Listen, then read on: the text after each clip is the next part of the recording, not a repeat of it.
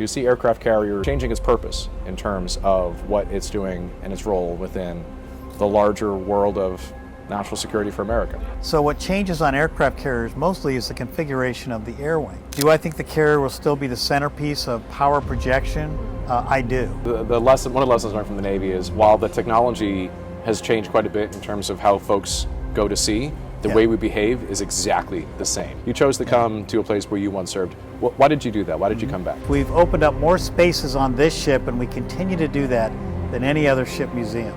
And out of all things to do in the United States on TripAdvisor, we're in the top 10. It's more like, how hard is it to maintain a place like this? So I've got 4 Ps. Welcome to Defense Disrupted. My name is Ian. I'm the CEO co-founder of TurbineOne, and I'm honored to be joined by a very special guest, retired Admiral Terry Kraft, also my former boss, to share some stories about his life and experiences. And we are in a very special location. We are outside of the office on the USS Midway.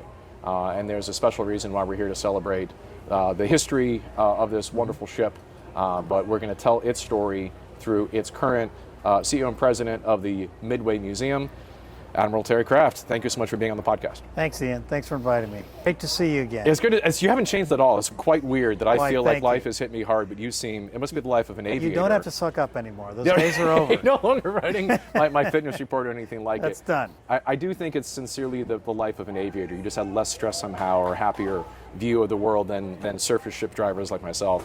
But it's good to see you again. I haven't seen you in 20 years.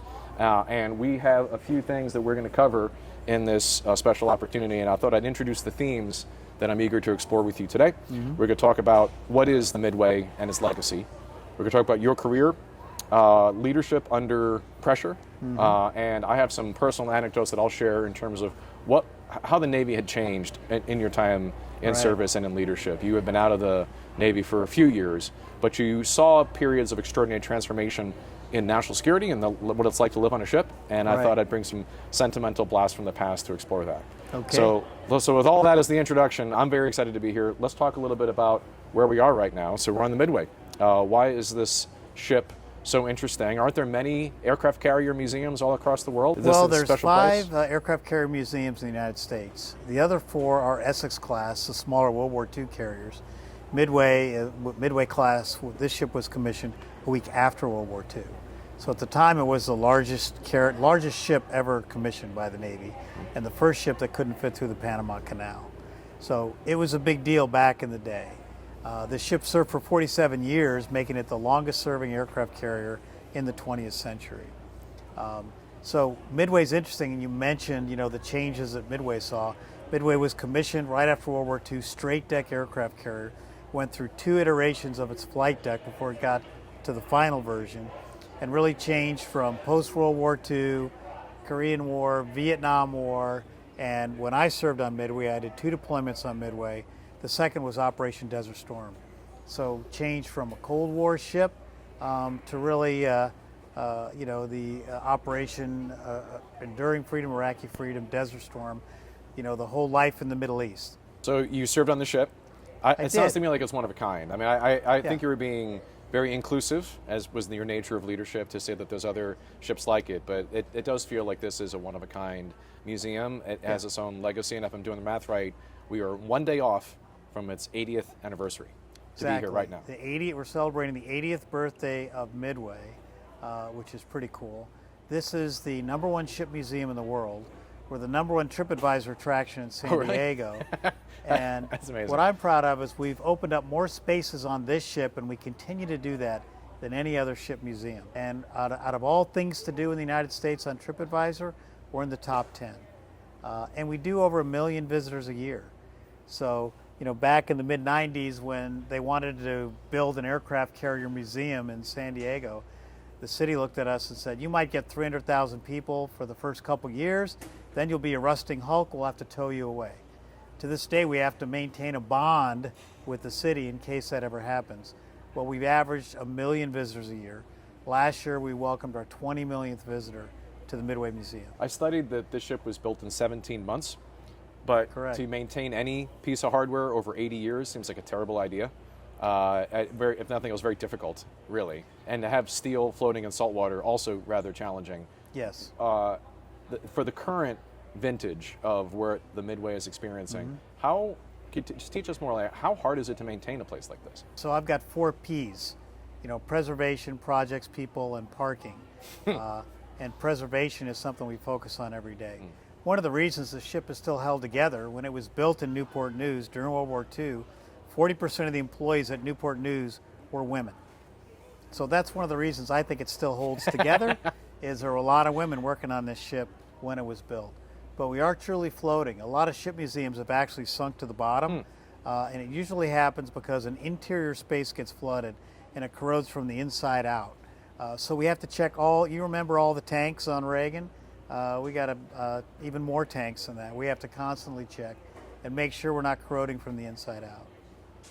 Well, you mentioned the Reagan, so that'll be my segue into a bit of a personal story. So we might as well talk about that. So I was in the Navy active duty for about 5 years. My second ship of significant work was the USS Ronald Reagan CVN 76. I was a young lieutenant, where then Captain Kraft was the commanding officer. It was the maiden deployment of the Reagan. There were some exercises and went to sea beforehand, but the proper deployment, its first, was with your command and leadership, where I was a young lieutenant trying to figure out, at the time as an engineer, how to keep the lights on. Right. But it was an interesting point of American history. So as a sign of a bit of my age, I won't ask too much of yours. This was 2005, more or less. So just a few years after the 9/11 experience, where the nation had started to organize itself around how to fight in the new global war on terror. And I saw aspects of your leadership in action communicating why we're fighting. So I'll tear that context and then ask you a question. The question is, how did you adapt your communication to the sailors? I'll put some context. One of my favorite parts of being in the Navy was being in a hangar bay just like this one, have morning quarters. As the young officer, I was going to walk out to an area exactly like this, stand right here in front of 30, 50, 100 men and women, say, this is what we're doing today, this is why, this is where we're going. I loved it. I loved having that sense of purpose and leadership and opportunity. Right. You had to do that among 5,000 people. Yeah. And one of my favorite pieces of what you did then was to do it on your own produced TV show, this closed circuit television thing, and my job was to make sure all of those folks were watching you.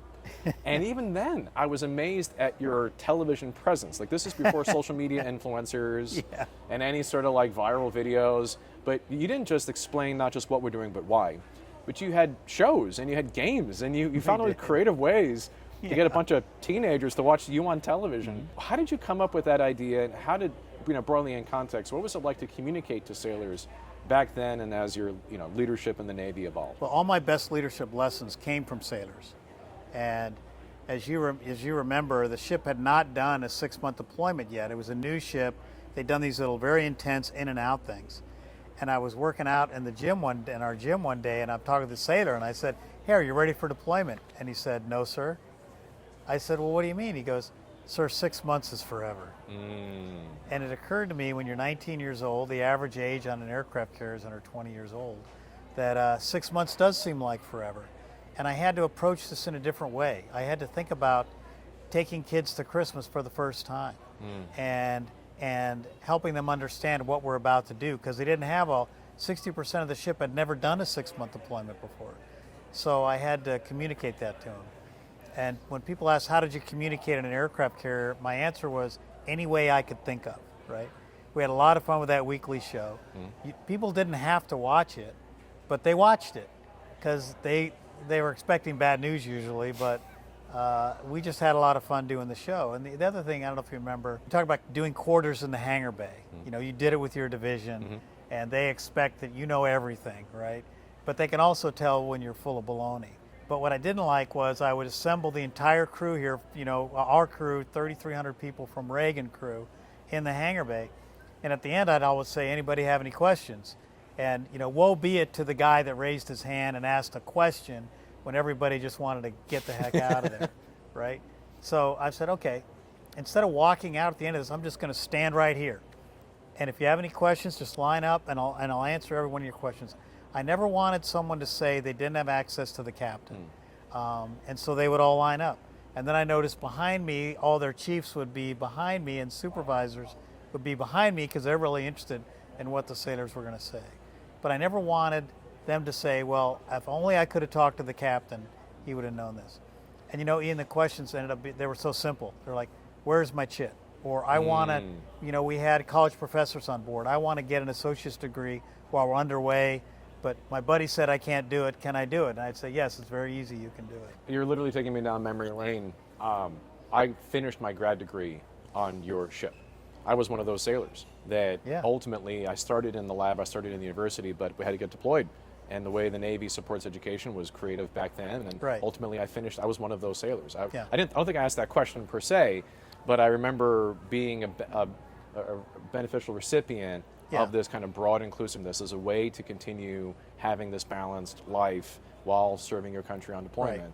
And that was part of it. I think it demystified it. That's the compliment I'm struggling to give you, is that you found a way to demystify this unknown thing of what it's like by making it very relatable and accessible. I always say a leader connects the future to the now and vice versa, right? If I'm not walking around talking about what's coming up, then I'm not doing my job. So can we dig in a little bit into where that came from? So you're a pilot, you had a Naval chance, flight officer, right? yeah. I think the understanding of a naval flight officer to fly the aircraft as you did, you're not necessarily commanding a large number of people at that exact moment.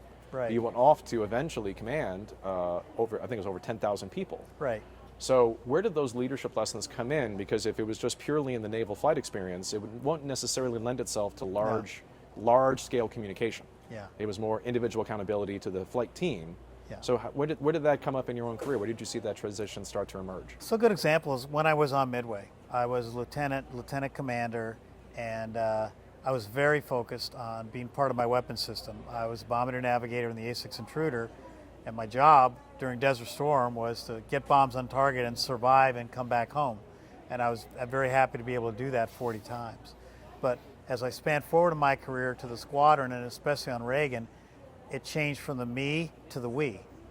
And it wasn't about my own, although I still had to be technically competent, I was responsible for training a team to be technically competent. And you know, the people on the bridge, the people down running the reactors, et cetera, had to have my complete trust.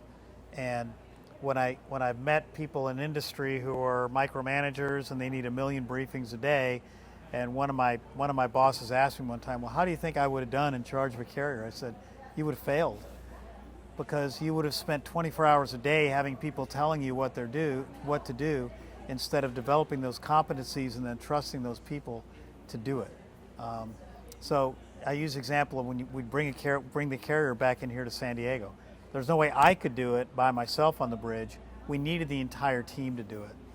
And the other example I use is most collisions at sea, there's someone on the bridge who saw it coming and didn't say anything.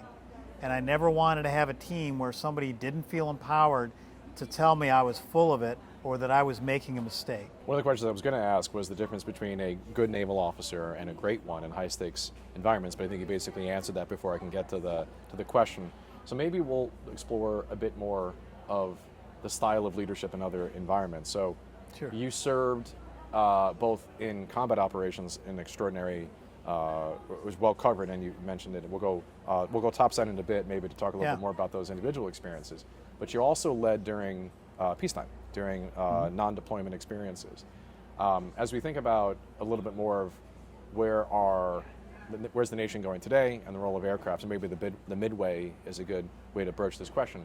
So how are you seeing the role of aircraft carriers in the larger national security conversation? There's a Midway history, the Midway evolved, and there was its leadership role. But do you see aircraft carriers changing its purpose in terms of what it's doing and its role within the larger world of national security for America? Yeah, it's going to change. Carriers are designed to last for 50 years. So when you and I were on Reagan, the last commanding officer of Reagan hadn't even been born yet, right? So what changes on aircraft carriers mostly is the configuration of the air wing. That's going to change. When Midway was commissioned, it was 133 little prop planes. Mm-hmm. When Midway was decommissioned, it was 68 tactical jets with some E2 some E2s thrown in. Yeah. So the air wing is going to change. Tactics are going to change. Do I think the carrier will still be the centerpiece of power projection? I do. Is it going to get harder to defend? Yes, it will. We're going to have to be able to launch all kinds of effects from aircraft carriers. One example is electromagnetic catapult systems on the Gerald R. Ford, right? If you tried to put a small UAV on a steam catapult, it would rip it apart. But electromagnetic catapults are scalable, so you can launch things of any size. So you could launch a drone swarm from those if you needed to. So I can't even tell you what the last carrier air wing is going to look like because it hasn't even been designed yet.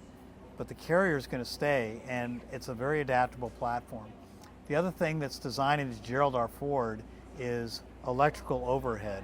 It can run, it has enough energy generation capability to run the electromagnetic catapults, but what we're also building into ships, and not just aircraft carriers, is that overhead to be able to do directed energy weapons and things we haven't even thought of yet. Yeah, the point about the platform deployment is a compelling one. Honestly, I was, maybe until this conversation, a bit of a skeptic. Like, what exactly is the role of an aircraft carrier? If it's so easy to spot, so easy to target in other areas, pick your hyperbolic science fiction explanation of drones or hypersonics, Yeah. if it's really big, it's a big target, almost by definition. But I think what you're explaining is really interesting. If it's also just a forward projection of power and an asset that can innovate whatever you put on top of it, a literal platform, Right. then the drone swarm one, well, that's the best way to fight off a drone attack is with a drone swarm, perhaps. Right. And that can be much more easily powered, launched, maintained from a large aircraft carrier. Am I saying that right? Am I reflecting that back as a... Well, drone defense is a challenge for the military right now. And we've learned so much from Ukraine, small drones, how they can be jammed, how they can be shot down. They're connecting fiber optic cables to their drones now, which limits their range. But it's interesting, it shows you the kind of electromagnetic environment that they're operating in.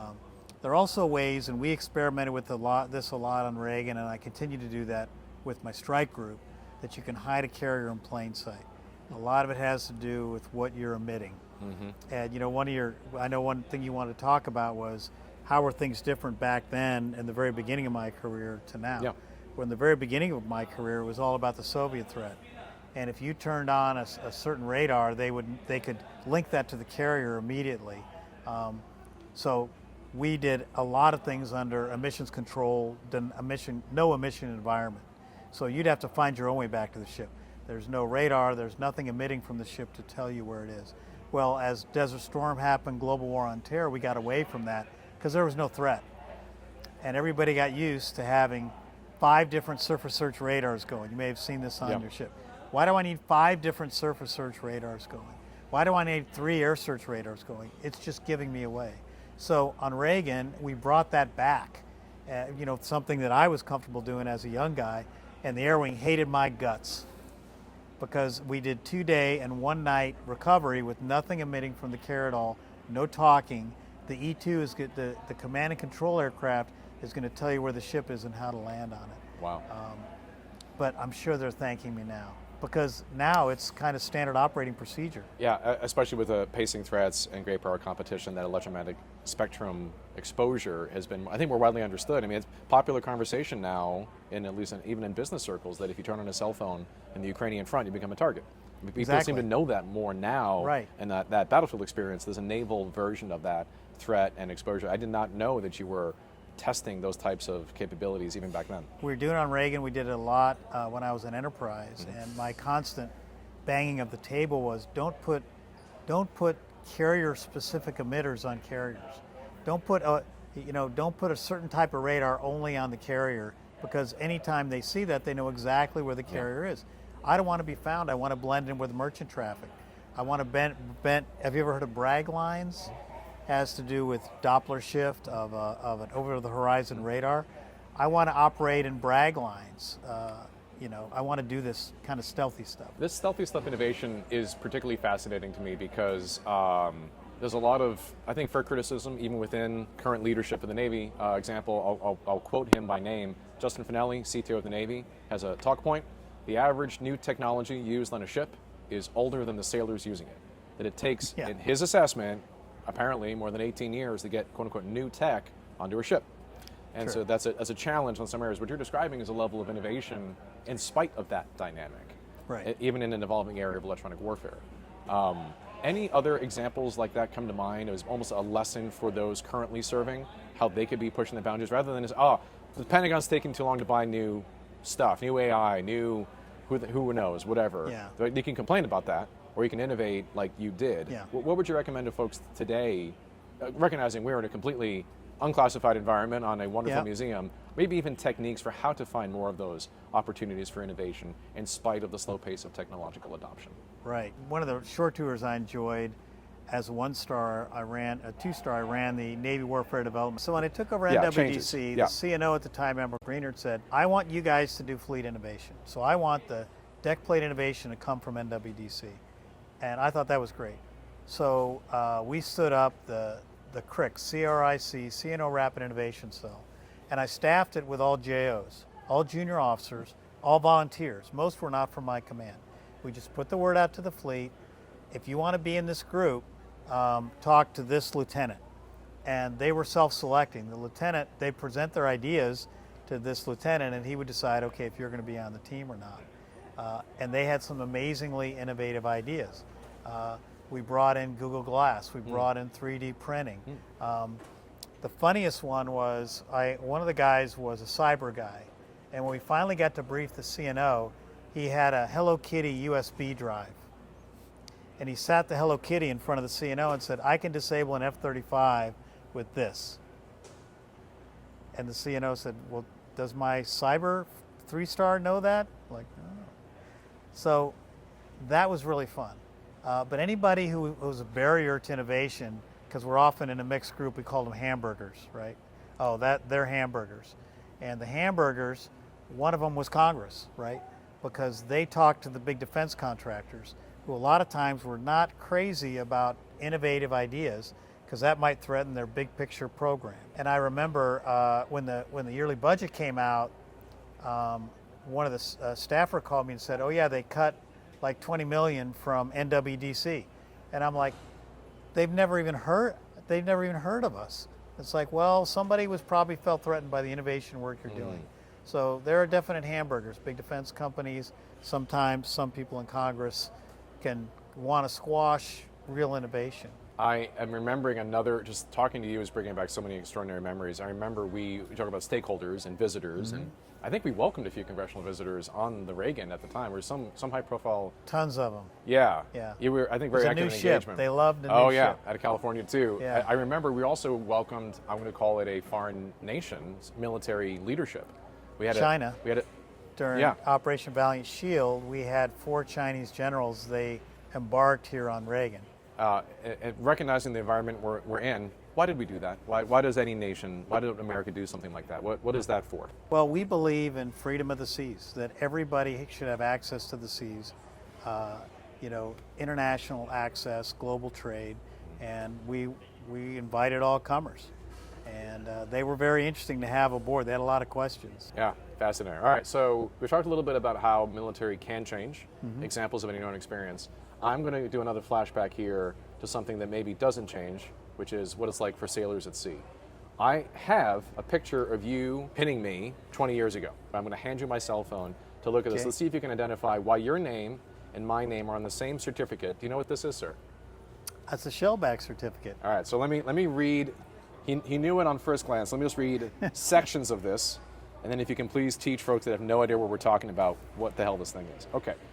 To all sailors, I can't even speak. To all sailors, wherever ye may be, and all gale riders, hurricane jockeys, mermaids, depth dwellers, salt eaters, guppies, harpoons, sea cows, piranhas, swordfish, tadpoles, sea leeches, sturgeons, bucket bills, and other drab tenants of the deep. Greetings. Know ye this 18th day of January 2006 in latitude 0000 and longitude 18000, there appeared within the limits of the Royal Domain of the USS Ronald Reagan, and so it goes. So maiden deployment, awarded to Lieutenant Junior Grade Ian Kalin, signed Davy Jones, signed Neptune Rex, and then Captain Terry Kraft. What was this, and if you can teach the folks here, what is this little bit of naval tradition that somehow hasn't changed?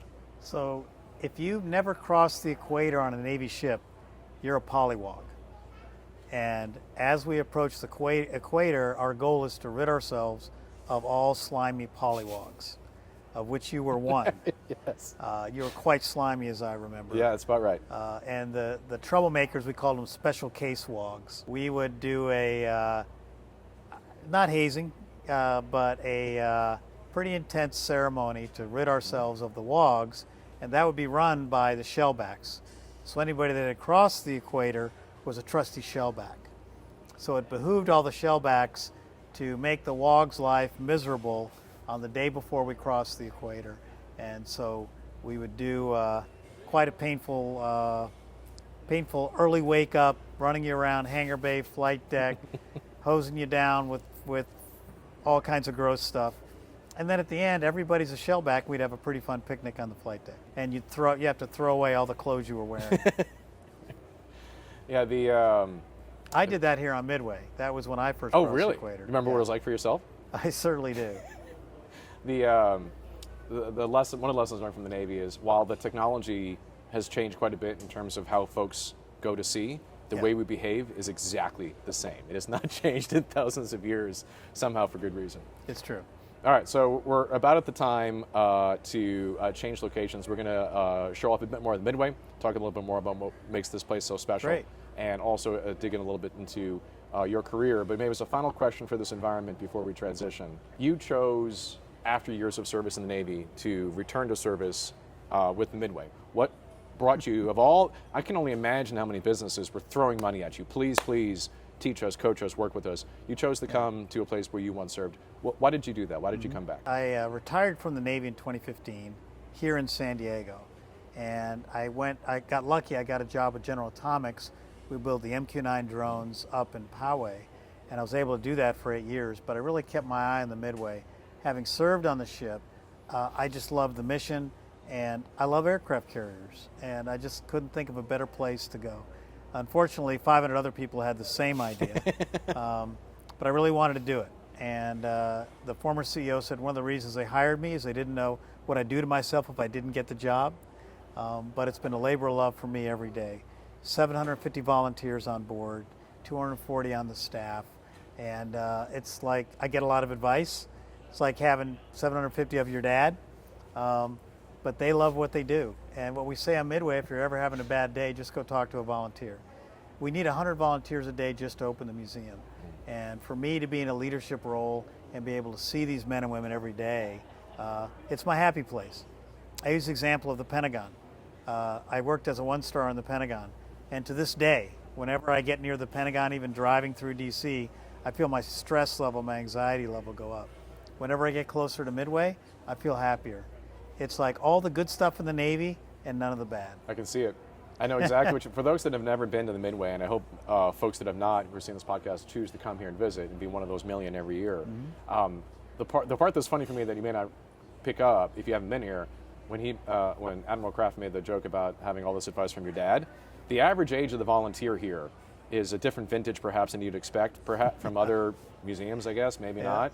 But what's really, I think, shared from the tours I've taken and the folks who volunteer and who work here is that they have the same sense of pride, that sense of purpose. Mm-hmm. It comes together here. Something special happens on this carrier where they have lived here and served on it, have the same feeling.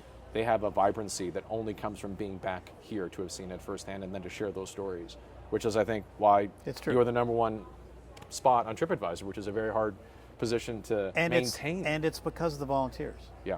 You know, I read all our TripAdvisor reports, and one of them might say, I met an actual veteran on Midway. Oh. We take it for granted here. There's in San Diego. There's retired admirals all over the damn place. But when you're from Middle America, other places, you may not run into a veteran. So they love to meet them. They love to hear the stories. And really, they're the reason for our success. Do you think the Midway's going to make it another 80 years? I do. This is the last aircraft carrier museum there will ever be, because the Navy would never take a former nuclear ship and turn it into a museum. I don't think they would do it. I don't think anybody could afford it if we ever did it. It's taken them 20 years just to figure out how to scrap the Enterprise, right? So we think of ourselves, as spanning the next 80 years. And in terms of preservation and the things we do in this ship, that's how we approach it. One of a kind. One of the longest standing, and certainly there'll never be anything else like it. So that's why folks So I had a family from Michigan. I was talking to them the other day. I just walk around talking to guests, and the mom said, is this a replica of the Midway or is this the real Midway? I said, no, it's the real Midway. It's the real thing. And she looked at me like she didn't believe me. I said, no, I lived on this ship. It really is real. Well, if you haven't seen it, come check it out. We're going to take a break here to ship to other parts of this beautiful ship and hear more about its wonderful stories. All right, well, welcome back. We're now on the flight deck of the USS Midway, and we're standing in front of a very impressive aircraft with a very impressive naval flight officer and aviator. So this is, well, let me mention that. So what's this aircraft, and then Sure. How many missions in a craft like this did you fly? This is the aircraft I flew off the USS Midway. It's the A-6 Intruder. It's a medium attack, all-weather bomber. So the Intruder came about at the end of the Korean War when we figured out we couldn't find targets at night or in bad weather. So that's what the A-6 was designed for. Flash forward to Desert Storm, we were flying strike missions into Iraq every single night. So it was all about nighttime back then. We didn't have night vision goggles yet or GPS, so we used radar and a forward-looking infrared camera to find our targets. And is my research correct that you flew at least, was it 40 combat missions in this I flew aircraft? 40 combat missions off of Midway in the A-6. Just on the ship alone? Okay. Off of this ship. Wow. I ended up with about 2,600 hours in the A-6, over 1,000 carrier-arrested landings in the A-6 and the A-6B. Okay, and I just want to make sure I asked this question right. As many landings and catchings or takeoff Yeah, and it all landings? equaled out. Okay, Yeah, just want to make sure. luckily, it all equaled out, yeah. Brilliant. The evolution of that kind of warfare is fascinating to me because it would have been, I'm surprised, frankly, that nighttime surveillance activities, that those types of techniques required such novel warfare. I would have thought that was covered by other aircraft years before, but why was this aircraft then such a technological transformation? So this aircraft had what's called a terrain clearance system. So just using our radar, we could fly very low at night, and it would paint kind of a cartoon picture for the pilot, and for me, the bombardier navigator, I could use my radar to fly very low at night. You know, Winston Churchill said, no operational plan survives first contact with the enemy. You've heard that before. The A-6, when the A-6 was designed, the biggest threat was surface-to-air missiles. So the best defense against that was to be able to fly as low as you possibly could. So that's what we trained for all during the Cold War, was to fly low altitude strikes at night, and all the missiles would be above us. Night one of Desert Storm, as we're about to go feet dry, I'm the only person in the squadron with combat experience, and that was one strike in Libya in 1986. And as we're going feet dry, going out over the beach, I was flying with the skipper. I said, hey, this looks like Libya all over again. They're not ready for us. And then the whole country exploded in anti-aircraft fire. All the videos you saw of Baghdad with all the anti-aircraft tracers, anti-aircraft fire was everywhere. At one point, I even moved my arm because it looked like it was going to come up into my armpit. We were very happy to have survived that night, but we looked at each other and said, we're never going low again, because you could walk on the AAA. So for the rest of that war, and really ever since then, aircraft have not done a lot of low altitude.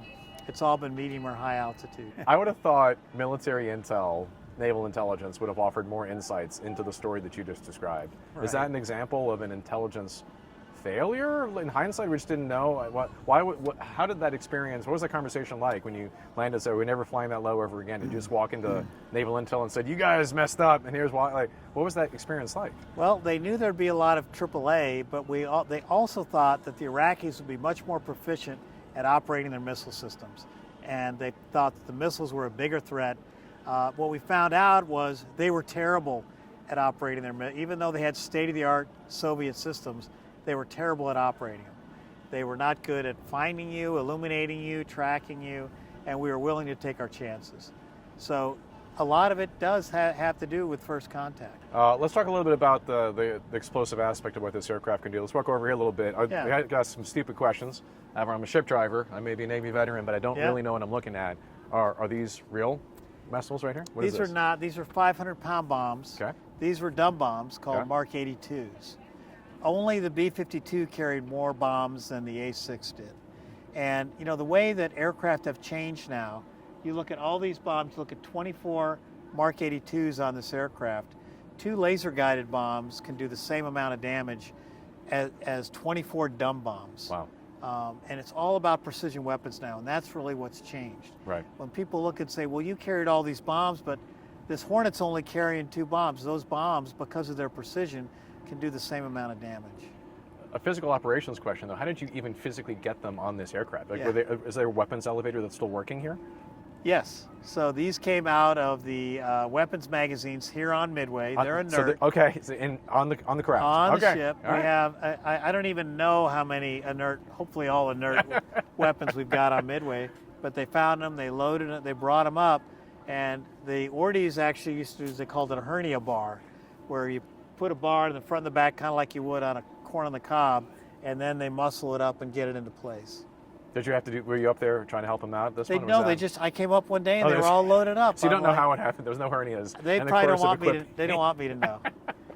Another aspect of leadership, yeah. Volunteers can find things that I couldn't legally do. All right, well, tell me more about, while we're standing in front of this A6, tell me more about your experience and career as a pilot. Do you miss those days? There's the joke in the tech world, you reach your maximum level of individual contribution, and then when you've maxed out, you become a manager. They shift you over to leading thousands of people. Was that a similar experience in naval aviation, where you got to the point of, it's time to move over, or did you get pulled out of it? I was lucky because I could still fly till the end. So when I was commanding officer of the aircraft carrier, I could still fly with the Super Hornet guys, and I still did that on Enterprise when I was a strike group commander. And I would tell my wife, I'd say, well, the guys really like it when I go flying. She's like, that's BS. You just want to go flying. And I'd say, yeah, that's true. How often did you make it up? Was it regular for you? I'd fly about once every other week or so. I didn't want to steal too many flights from the young guys and gals, but I still wanted to stay current, and it's what I'd always done. And I wanted to see the carrier from an aviator's perspective. So I knew we were providing the services to them that they deserved. That does seem to be a theme in your style of leadership. There's delegation and holding people accountable, but you always seem to have some deeper connection to a frontline experience. Just in the course of this conversation, the open call for questions from sailors, talking to folks in the gym, not being above it all to not engage about whether folks are really prepared to deploy, flying yourself as often as you could, but also not taking resources away from those that are still training. There's this repeated theme of personal witness and testimony to what folks need. It's a form of, I would say, servant leadership. It's understanding what folks need, but also recognizing your position and authority.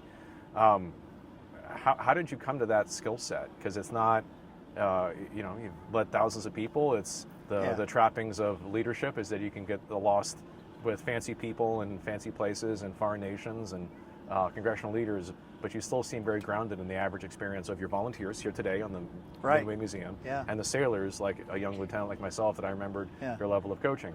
So how did you achieve that skill set? Because I do think broadly it's not as common in business leadership. Right. So where did that come from? Usually by screwing something up. If you're not walking, or I used to say I can learn more by walking around the carrier in one day than I can by spending all day on the bridge. So I trusted our folks to handle things on the bridge during the day, mostly during day flight operations. I was always up there at night. But during the day, I wanted to be walking around, talking to the crew, doing the things I needed to do, interacting, being down in the reactor department, because I felt like that gave me the credibility to speak. And remember, I told you earlier, if you're BSing, a sailor will immediately know, right? And if I wasn't down there talking to them and learning and being technically proficient, they would know it immediately. Well, let's take a look around. Yeah. So what's the most important thing that visitors miss on this flight deck when they come up here? There's a lot to look at here. We have it looks like 40 aircraft, I can't even tell, a couple of helos. Most of our aircraft are on loan from the Naval Aviation Museum in Pensacola. Okay. The average amount of time a visitor spends aboard Midway is over 3 hours. So most museums would kill to have the average person come on board for 3 hours. And then they'll write, I didn't even see it all. Sometimes what they miss, there's the aft ready rooms are down there behind the prowler back there. So sometimes they miss, you see the sign that says to pilot ready rooms? Sometimes they miss those. But for the most part, they're pretty good at seeing everything on the flight deck. There's audio tours, they listen to that. And then we do guided tours up here in the island. So we'll take them all the way through the aircraft control tower, up through the nav bridge and the bridge. It takes about 20 minutes to get to walk through. So that's also very popular. Well, thank you so much, Admiral Kraft. I have to get used to saying that because last time I saw you, we had different ranks and titles, but it's been a true honor. Thank you so much for joining us on Defense Disrupted and teaching us a little bit about your experience with leadership. So thank you so much. I appreciate it. Thanks, Ian.